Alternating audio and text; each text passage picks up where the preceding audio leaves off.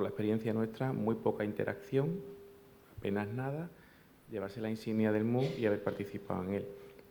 Nuestra experiencia en ese sentido fue un poco, no diría frustrante, porque es verdad que en el desarrollo del mismo colaboramos mucho, contamos con muchas, pero luego en el desarrollo, luego ya de llevarlo a la práctica del mismo, nosotros no salimos nada satisfechos por eso, porque daba igual que fuera un MOOC, que fuera en el campus virtual, que lo pusieras en un site, ¿no? Te daba exactamente igual. Entonces nuestra experiencia es verdad que fue un poco regular en ese sentido. También se está adoptando esa idea del MOOC aplicándolo a contextos de aulas, ¿no? Tenemos a la doctora Arantzazu López de la Serna, que tiene una tesis precisamente sobre eso. ¿Es una práctica innovadora con tecnología?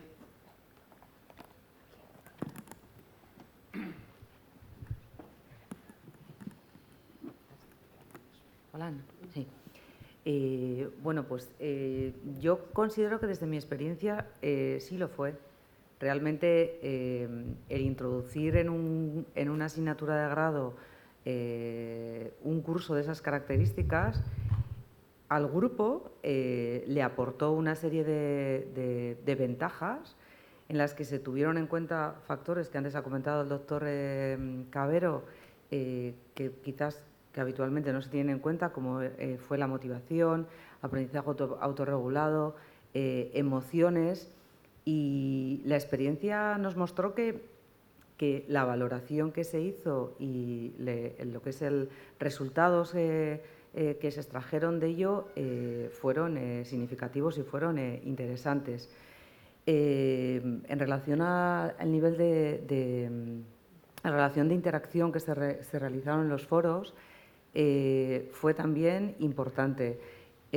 La labor que tenía que hacer el docente era un trabajo potente, porque tenías que estar constantemente pues pendiente de ese foro y de una forma eficaz ser capaz de estar aportando ese grado de ánimo para que el alumnado fuera capaz de poder estar dentro de un contexto que inicialmente el planteamiento lo vieron como un extra y una carga, pero que luego era curioso que pues se sentían y fuera del aula te aportaban la idea de nos ha gustado, hemos hablado, ha habido momentos en los que nos hemos acordado de ti de forma negativa, pero realmente sí que yo considero que aportó.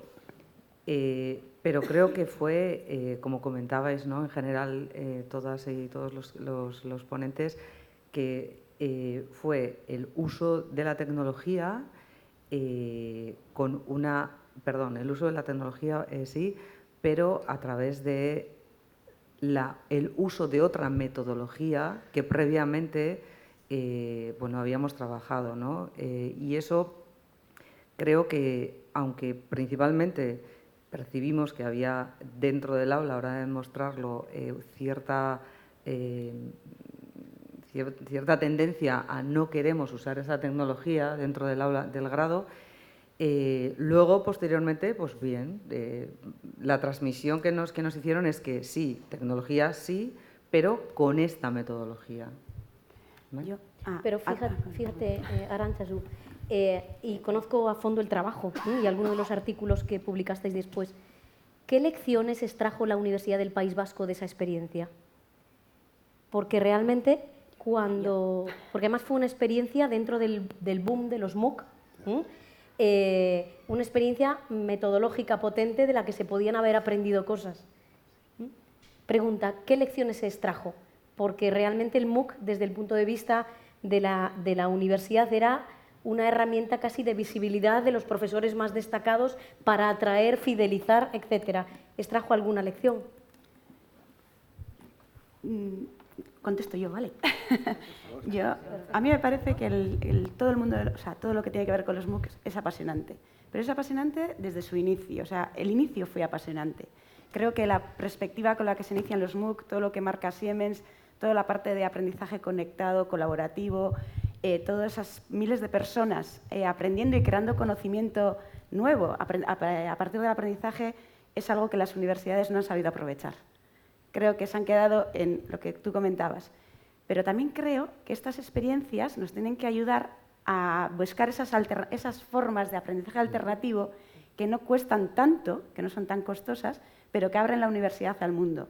Y el mundo a la universidad, introduce el mundo a la universidad. Para mí, de la experiencia que Arantzazu aportaba, se aprendieron dos cosas, o se deberían haber aprendido dos cosas.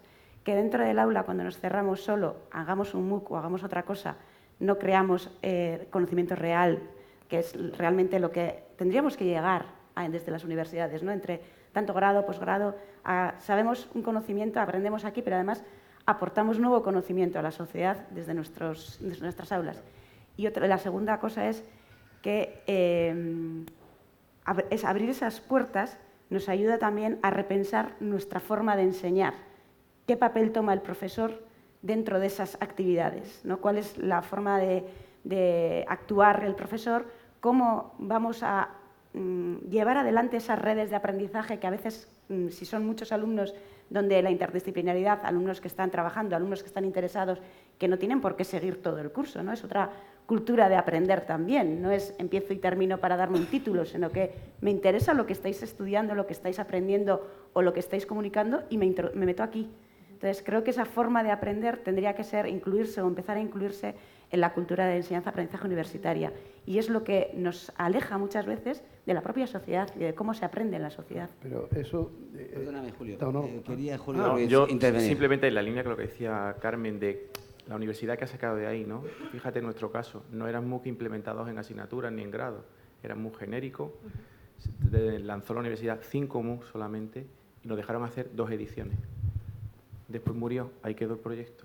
Entonces, ahí es donde vamos, ¿no? Es decir, yo vuestro proyecto lo conozco, lo he leído mucho como Carpen y se nos ponían siempre los dientes muy largos porque es una cosa en condiciones hecha, ¿no? Entonces, era la cresta de los MOOC, sacamos convocatoria de MOOC, damos 5 MOOC, damos un premio, nos hacemos la foto, está grabándose esto también, ¿no? Pero es así, ¿no? Y ahí muere, y te dejan hacer 2 ediciones y no hagas más ediciones del MOOC, ¿no? Y hazlo genérico para que haya muchos alumnos, que era uno de los principales factores a la hora de otorgar los premios que nos llevamos, ¿eh? Pero hazlo muy genérico y muy transversal para que haya muchos alumnos. Era lo que realmente a la universidad en este caso le importaba. Pero fíjate tú, los MOOC en la universidad, independientemente, pues yo creo que estamos todos de acuerdo de que esto se ha hecho por cuestión de imagen y todo este tipo de cosas y tal, ¿eh? La universidad no ha sabido, voy a utilizar una palabra muy rara, curricularizar a los MOOC. Por ejemplo, los MOOC tienen una gran posibilidad si trabajamos con el concepto de curso cero. Hay muchos alumnos que en determinadas carreras vienen con unos déficits, vamos a llamarlo, de prerequisitos de conocimiento que hacen que el alumno pueda fracasar o tenga una predisposición hacia el fracaso. Ahí los MOOC son verdaderamente rentables. Y entonces tú, en disciplinas como la Facultad de Económicas, en disciplinas ingeniería, ese tipo de cosas, la universidad no ha sabido, posiblemente, como decía Julio, porque tampoco la universidad se ha creído mucho esto de los MOOC, ¿eh?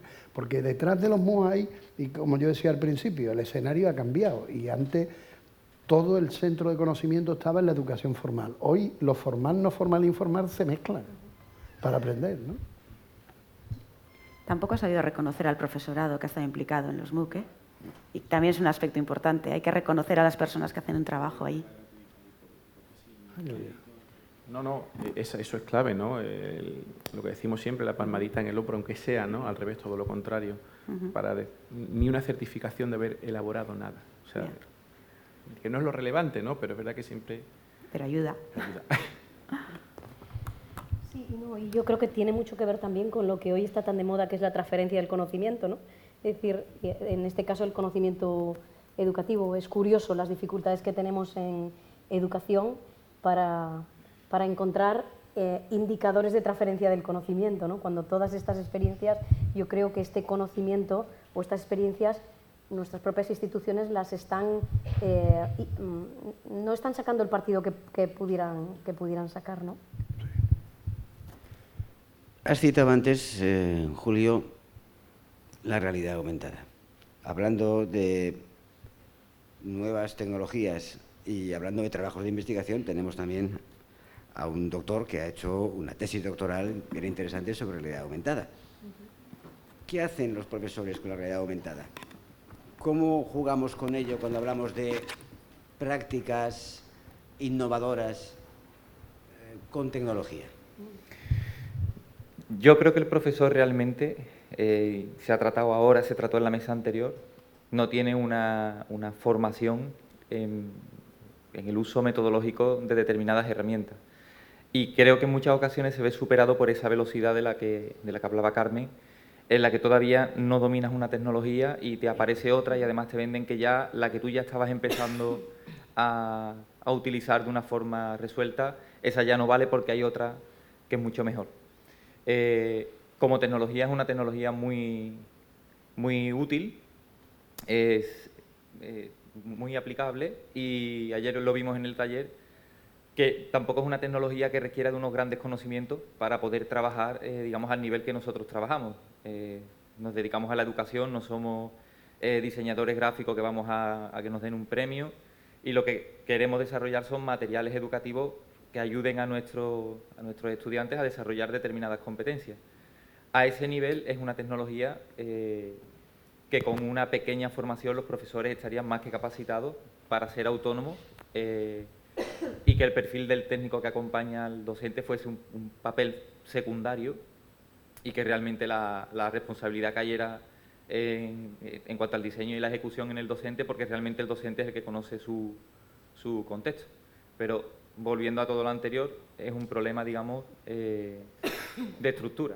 Las personas que tienen las competencias para producir el cambio o provocar el cambio o incitar al cambio, normalmente no tienen esas competencias. Entonces, ya desde la base la cosa empieza mal y al final, cuando el problema llega al docente, el docente lo que puede ir es poniendo parches en el edificio, utilizando una tecnología u otra tecnología, pero realmente la solución del problema es mucho más profunda y está en las instituciones, que son realmente las que pueden, digamos, incitar ese cambio.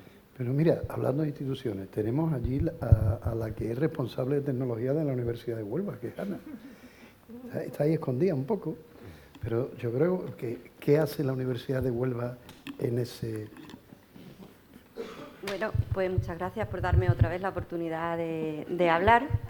Si usted ahora hubiera estado en la conferencia, en la mesa redonda anterior, lo habría escuchado. Me da cosa por el público, ya que ya lo escuchó anteriormente. Yo no soy la responsable máxima de tecnología educativa allí. Me encargo de una pequeña parte, que es la dirección de la enseñanza virtual, y solamente hay una pequeña parte en la que yo me siento responsable de ella, que es precisamente de intentar hacer ver a mis compañeros del Vicerrectorado de Informática y Comunicaciones que esto de la enseñanza virtual es enseñanza, no tecnología, que esto es metodología y no tecnología, que hay que trabajar en grupo y en equipo y todos mano a mano para que realmente la gente comprenda cómo es la forma de usar de verdad la tecnología. A mí me da lo mismo que se llame MOOC, que se llame realidad aumentada, que se llame... ¿Cómo se llamaba el programa que yo utilicé para mi tesis, Manolo? ¿Me lo recordaste ayer? Toolbook. Ya ha llovido. Me da lo mismo cómo se llame. Lo importante es que sepamos cómo realizar esas innovaciones.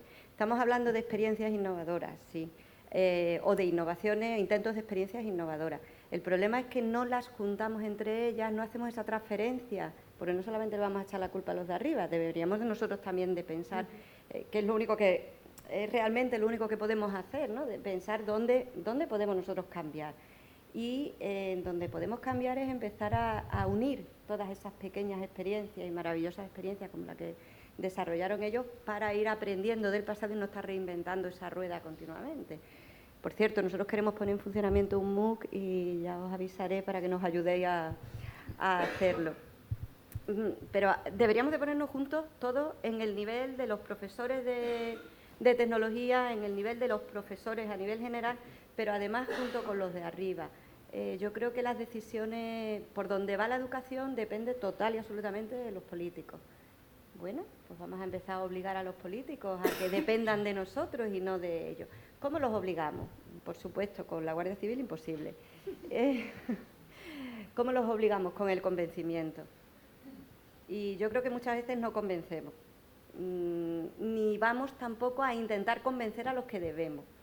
A mí me da la sensación que deberíamos de tener más reuniones con el Grupo Folte, con la CRUE, con los políticos que correspondan, pero de cualquier partido. A mí me da lo mismo que sean rojos, verdes, negros o como ellos quieran.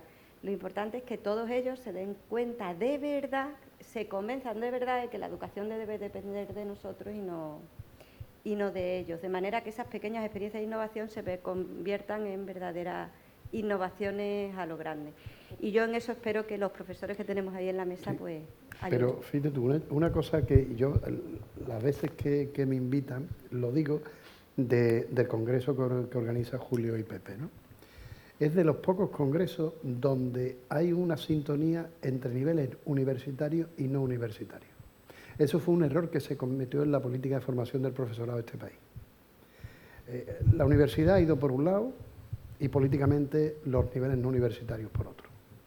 Claro, eso que se empiezan a dar pasos, por ejemplo en la comunidad autónoma andaluza, pero lo que hace Julio y Pepe, de poner aquí el centro de profesores, traerlo para acá, y que los profesores y los que nos dedicamos, vamos a llamarlo un estudio conceptual empírico sobre la enseñanza, estemos juntos, eso es verdaderamente importante.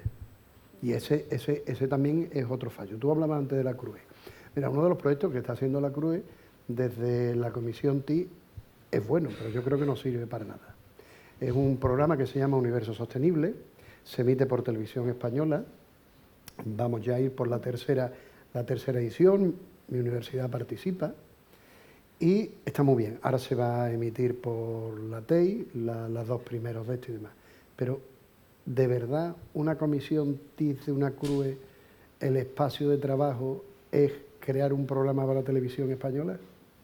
Donde sí es muy importante, se entrevistan a una serie de profesores sobre unas temáticas concretas y se le hacen una serie de preguntas y tal, ¿no? Pero ¿eso es lo que es necesario para incorporar las TIC desde un punto de vista de políticas educativas en la universidad? ¿Eso va a cambiar la de esto? Yo tengo mis dudas. Yo voy a aprovechar el espacio para hacer un momento publicitario y otro para un chascarrillo. En relación a la CRUE, la TIC y realmente la CRUE maneja una cultura del impacto del discurso, ¿no? Entonces, claro, todos estos informes, etcétera, el momento publicitario es que ese tipo de dinámica, Ana, que tú decías, la llevamos intentando poner en marcha desde la conferencia de decanos ya hace 3 años y está dando unos resultados importantes, en el sentido que nosotros somos muy responsables de que el discurso y las decisiones políticas hayan estado al margen de criterios técnicos durante todos estos años, tanto en la universidad como en la enseñanza no universitaria, porque nosotros no nos hemos creído ni hemos sido capaces de organizarnos para hacer de alguna manera un discurso técnico potente que combata las ocurrencias con las que nos estamos encontrando cuando se trata de diseñar una nueva ley educativa, una nueva ley de universidades, etcétera, ¿no? Entonces, cuando tú realmente te crees que tienes esa legitimidad, ¿no?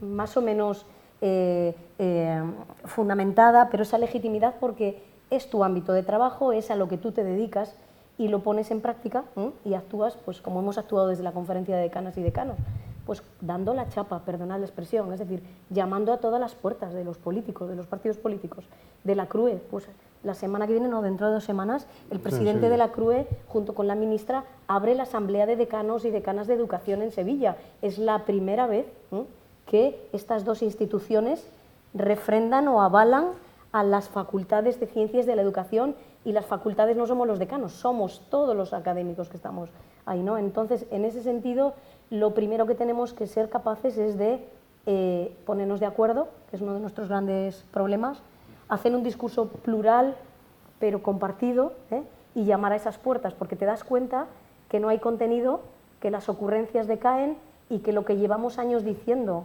experimentalidad, condiciones más parecidas a las del aula, vinculación con la escuela, esta experiencia, es decir, son elementos fundamentales, no son grandes innovaciones, pero que son básicas para la toma de decisión, ¿no? Entonces, en ese sentido, el momento publicidad es decir que estamos haciendo eso que creemos que está generando por lo menos una mínima dinámica de cambio en este contexto político tan incierto y por lo menos de posibilidad de ver cierta racionalidad educativa o pedagógica en las decisiones que se puedan tomar, ¿no? Y para eso necesitamos a las facultades detrás. No, y además, una de las cosas que yo creo que tenéis un reto es hay que cambiar el currículum de las facultades de educación. O sea, por varios motivos. Empezando, si queréis, por el ámbito de tecnología educativa o de TIC, o el nombre que, aunque yo creo que el nombre no puede tener connotaciones diferentes, pero empezando por eso, no tiene la lógica de que hay algunas universidades donde la asignatura de tecnología y TIC la suprimieron, porque dijeron, bueno, eso es un tema transversal. No, mire usted, el cacharro es transversal, pero el conocimiento técnico-pedagógico para usar el cacharro no es transversal. Y entonces eso debe realizarse desde las facultades de educación. Ojo, desde las facultades de educación, no incorporándose gente de comunicación ni incorporándose gente de informática. Ese no es su escenario. Su escenario es, si vamos a dar un curso de Word, pues posiblemente lo pueda dar uno de informática, pero tener un conocimiento técnico-pedagógico sobre cómo utilizar las tecnologías para diseñar situaciones mediadas de aprendizaje, eso es un campo de actuación del pedagogo. Y eso hay que también reivindicarlo.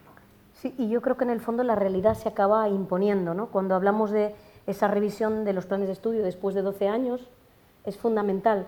Y además es una revisión que no la tenemos que hacer desde nuestra única visión. Pues nosotros, nuestro ámbito es lo más importante, además trabajarlo bien solitos, no interconectados, pero es que la realidad nos está diciendo, en el ámbito de la tecnología educativa, que es muy importante, que es muy necesario, que no está suficientemente abordado. Lo están diciendo los profesionales, lo están diciendo los informes de la OCDE, lo están diciendo todos los elementos internacionales. No solo nosotros, hay otros ámbitos que tienen que ver con la atención a la diversidad, con el desarrollo de habilidades transversales de las que hemos hablado aquí, efectivamente. Que hablaba Ursa. Exacto, ¿no? Entonces yo creo que también hay que tener en cuenta que no estamos para hacer experimentos que pongan patas arriba al sistema.